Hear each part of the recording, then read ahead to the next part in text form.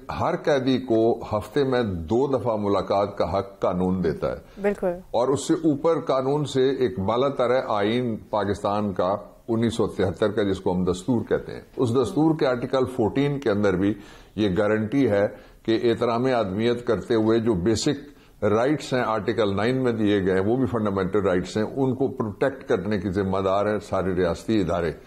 Imran Khan let's assume that he is an ordinary prisoner، وہ ایک عام آدمی ہے اور وہ بند ہے.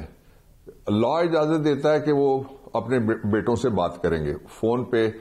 6واں ہفتہ ہے اور آج گن کے 25واں روز ہے، ان کی کوئی ایکسیس کسی کے لیے بھی نہیں ہے. میں نے بیٹے سب سے پہلے کہے، اس لیے کہ قریب ترین باپ بیٹے کا رشتہ ہوتا ہے، پھر بہنیں آ گئیں اس میں، اور پھر باقی لوگ آتے ہیں اس کے بعد آتے ہیں. اس کو جو فرسٹ بلڈ ہے اس کو بھی ان سے ملنے کی اجازت نہیں ہے.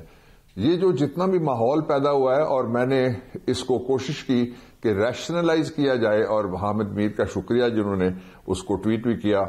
اور ریشنلائز کرنے کے لیے 2 بڑے امپورٹنٹ کوشچنز ہیں. کوشچن نمبر 1 کہ عمران خان اگر تندرست ہیں، ٹھیک ہیں، اور دوسرا اس کا پہلو یہ ہے کہ اگر وہ اڈیالہ جیل جو ان کے لیے جو ٹرائل کورٹس ہیں انہوں نے ڈیزگنیٹڈ جیل میں وہ بھیجتے ہیں اور اس کا نام لکھا جاتا ہے، اور آگے جا کے کسٹڈی حوالے کی جاتی ہے. جو ملزم بند کیا جاتا ہے اس کے دستخط ہوتے ہیں، اس کے پنجے یعنی 10 کے 10 انگوٹھے بھی اس کے لگوائے جاتے ہیں.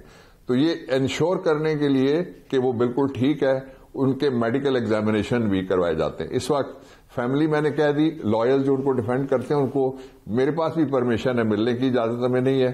اس کے بعد جو ان کے ڈاکٹرز ہیں، فزیشنز ہیں، ان کو بھی ملنے کی ان سے اجازت نہیں ہے.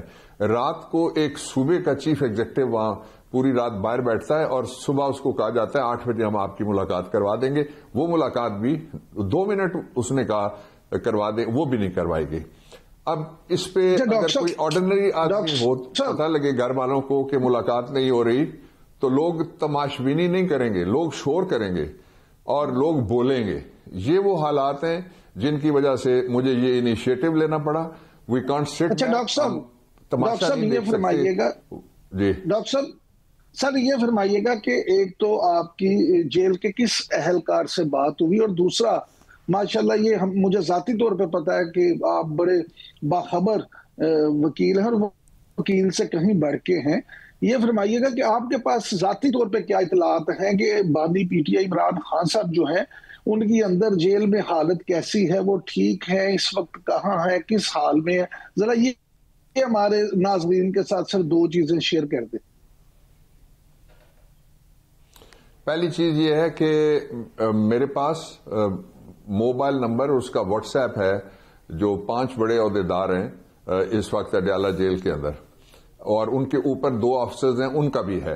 میں نے جو سپرنٹینڈنٹ ہے ڈائریکٹلی جو ذمہ دار ہوتا ہے، سینئر سپرنٹینڈنٹ اس کو کہتے ہیں، ان کے موبائل پہ میں نے 7:38 پہ ٹائم بھی نوٹ کیا اور ساتھ لکھا کہ آج 27 تاریخ کو میں اتنے بجے آپ کو میسج کر رہا ہوں. یہ 3 سوال ہیں جن کے آپ جواب دیں. سوال نمبر 1، کیا ڈیزگنیٹڈ جیل کے اندر عمران خان اڈیالہ میں موجود ہیں؟ یہ سادہ سا سوال ہے، میں نے راکٹ سائنس نہیں پوچھی. دوسرا سوال یہ ہے کہ کیا وہ صحت مند ہیں اور فلی پروٹیکٹڈ ہیں؟ اور تیسرا ایک سوال میں نے پوچھا کہ کیا آپ ان کی فیملی کو یا مجھے یہ ایکسیس دیں گے؟ 2 طریقے سے بلکہ میں نے بات کی، اس سے زیادہ ڈیلی بات اور ریزنیبل بات کوئی نہیں کی جا سکتی تھی. میں نے کہا کہ آپ ان میں سے کسی کو بلا لیں، ملوا دیں، یا میرے ساتھ ان کی آپ ویڈیو کال کرا دیں. اس کا جواب ابھی تک نہیں آیا جب میں آپ سے بات کر رہا ہوں. اب دوسرا میں آپ کا سوال لیتا ہوں کہ عمران خان کی کیا حالت ہے اور وہ ہیں کہاں. آپ نکال کے دیکھ لیجئے گا کہ 30 سپٹمبر کو میں نے، جو آپ نے کہا کہ میرے پاس خبر بھی ہوتی ہے، میں یہ شہر اقتدار اور میں اکٹھے جوان ہوئے ہیں اور میرا علاقہ ہے یہ، اس لیے مجھے پتا چلا کہ ان کو ایک گیرزن ایریا میں ایک سیل بنایا گیا، وہاں شفٹ کرنے لگے. میں نے اس وقت سوال اٹھائے، اس پہ بڑی ڈیبیٹ ہوئی، اور اگر وہ جیل کے اندر موجود ہیں تو میں نے کتنا کوئی رازدارانہ بات کی ہے جس کے اوپر حکومت جواب دینے کے لیے تیار نہیں ہے، مرکزی وزیر داخلہ جواب دینے کے لیے تیار نہیں ہے، پنجاب کی وزیر اعلیٰ جواب دینے کے لیے تیار نہیں ہے، اور ان کے نیچے جو جیل کا منسٹر ہے وہ بولنے کے لیے تیار نہیں ہے، ہوم سیکرٹری بولنے کے لیے تیار نہیں ہے، اور جیل سپرنٹینڈنٹ بھی بولنے کے لیے تیار نہیں ہے. اب یہ جو ڈیفننگ سائلنس، یعنی جس کو کہتے ہیں یہ جو موت کی خاموشی ہے لوگوں کے اوپر چھائی ہوئی، اس کی وجہ کیا ہے وہ بتا دیں چلیں جی، وہ کس لیے نہیں بول سکتے؟ اس لیے کسی کو کوئی پتہ نہیں ہے کہ وہ کہاں ہیں، نمبر 1 میرے سمیت، اور دوسرا کہ ان کی صحت سلامتی کے حوالے سے ہمارے پاس 25 دن سے، اب تھوڑی دیر بعد 26واں آ جائے گا 2 گھنٹے بعد، کسی کے پاس کوئی خبر سرے سے ہے نہیں۔ ہم نے سارے جو جائز ذرائع ہوتے ہیں وہ ہم نے آزما کے دیکھ لیے ہیں، اور اب کوئی اور اگر کوئی چاہتا ہے کچھ تو سر بڑی سیریس کنسرنز پیدا ہو رہی ہیں کیونکہ سوشل میڈیا پر بھی کافی زیادہ آدمی جو ہے وہ امت مسلمہ کا بھی لیڈر ہے اور پاکستان کی سب سے بڑی سیاسی جماعت کو وہ ہیڈ بھی کرتے ہیں۔ اچھا سر، گزارش یہ ہے کہ جیسے آپ نے خود ذکر کیا کہ سہیل افریدی صاحب نے دھرنا بھی دے دیا، وہ وزیر اعلیٰ ہیں، ایک صوبے کے چیف ایگزیکٹو ہیں، اس کے بعد علیمہ خان صاحب نے سپرنٹینڈنٹ اڈیالہ جیل کے خلاف ایک بار پھر توہین عدالت کی درخواست بھی دائر کر دی ہے۔ ان دھرنوں اور درخواستوں سے آپ کیا سمجھتے ہیں کوئی فائدہ ہوگا یا صورتحال جو ہے وہ اسی طرح رہے گی؟ سر میرا سوال بھی ایڈ آن کر لیں کہ جس طرح سے آئین کا آرٹیکل 10 اور 10 نے کہتا ہے کہ منصفانہ ٹرائل ہو، دفاع کے لیے قانونی مشاورہ دی جانی چاہیے ملزم کو، اہل خانہ سے بنیادی رابطہ بھی ضروری ہے، تو قانون تو ہمارے پاس موجود ہے، اور ایون قانونی طور پر اجازت بھی دی گئی ہے کہ بانی سے ملاقات ہو سکتی ہے ان کی پارٹی کی یا ان کی فیملی کی، لیکن اس کے باوجود حکومت انڈرمائن کر رہی ہے ان تمام تر چیزوں کو۔ تو کیا سمجھتے ہیں پھر کوئی فائدہ ہوگا ان دھرنوں سے، یا جس طرح سے عمران صاحب بات کر رہے ہیں کہ علیمہ خان صاحبہ نے بھی درخواست دائر کی ہے، کیا لگتا ہے آپ کو؟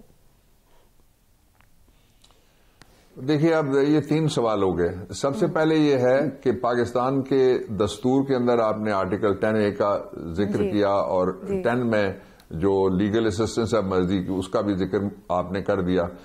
I totally agree with you, یہ وہ بنیادی حقوق ہیں جن کے اوپر اگر کوئی وائلیٹ کرتا ہے تو آرٹیکل 204 کے نیچے اس کے خلاف تو انہیں عدالت کی کارروائی ہو سکتی ہے۔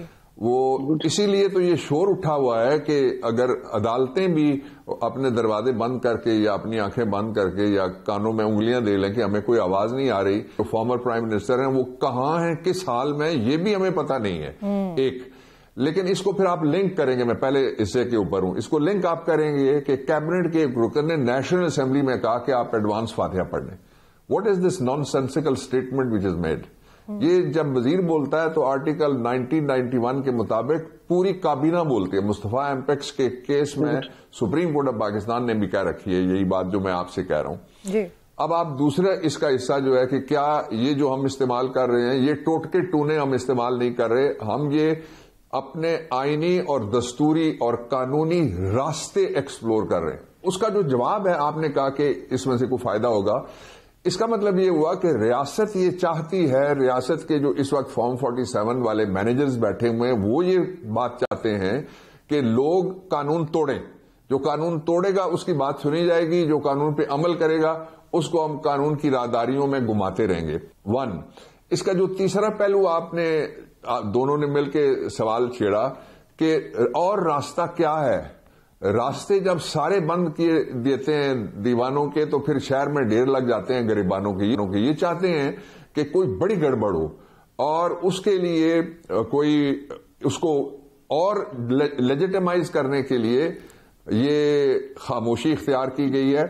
اگر میں آپ کے سامنے رکھتا ہوں ایک آخری 1 لائنر کہ اگر عمران خان صاحب اڈیالہ جیل میں ہیں، اگر وہ خیریت سے ہیں اور اگر ان کو وہاں سے شفٹ نہیں کیا گیا اور اگر کوئی بات چھپائی نہیں جا رہی، تو یہ ریاست بھی کبھی یہ سلوک کرتی ہے اپنے شہریوں سے۔ آج اس پہ ہم ہی نہیں بول رہے، عالمی ادارے بھی بولنا شروع ہو گئے، اور فاطمہ بھٹو نے بھی کہا ہے، شی سفرڈ دی ٹراما آلریڈی، اور اس نے کہا یہ ہے کہ کوئی عام قیدی ہو تو پھر بھی یہ تو اس نے خدمت کی ہوئی ہے، یہ پرائم منسٹر رہے ہوئے ہیں، اور ان کے ساتھ اس طرح کا سلوک کہ اندھیرے میں سارا کچھ ڈال دیا جائے۔ پھر ان کے بیٹے نے کہا ہے، قاسم خان نے، اس نے ڈیٹیل میں اپنا موقف دیا ہے عمران خان کے اکاؤنٹ سے، اور ایک لائن اس میں جو میں اس میں سے آپ کے سامنے رکھنا چاہتا ہوں، اس نے کہا no meetings and there is no proof of life. یہ اس سے زیادہ بڑی چیخ کوئی بیٹا نہیں مار سکتا، اور اس پہ بھی اگر ڈیفننگ یعنی وہ کان